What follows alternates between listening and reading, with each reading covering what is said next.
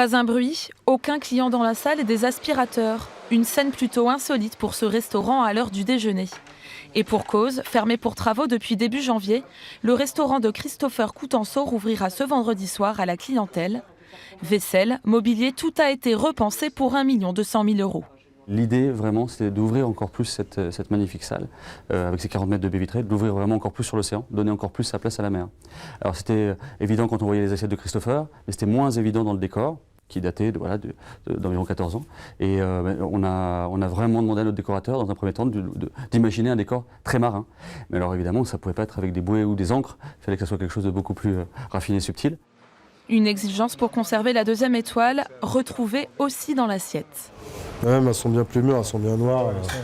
Depuis 1986, ce cuisinier pêcheur marche sur les traces de son père avec 2 mots d'ordre, saisonnalité des produits et respect des ressources. Rouge et barbé. Ici il y a le petit barbillon. Donc c'est pêché par les petits coroleurs. Les petits coroleurs en fait c'est les petits chalutiers ou petits bateaux de pêche à la ligne qui partent pendant la nuit, qui reviennent le matin de bonne heure. Donc uniquement la pêche côtière. Ça, on va servir ça au menu dégustation. Nouveau plat aussi pour ce soir, sur une déclinaison de betterave. La nouvelle carte sera proposée dès ce soir. Les privilégiés pourront dîner à la table des chefs. Un nouveau lieu avec vue sur les cuisines. Le chef, qui brigue une 3e étoile, y proposera un menu personnalisé, accordant mets et vins.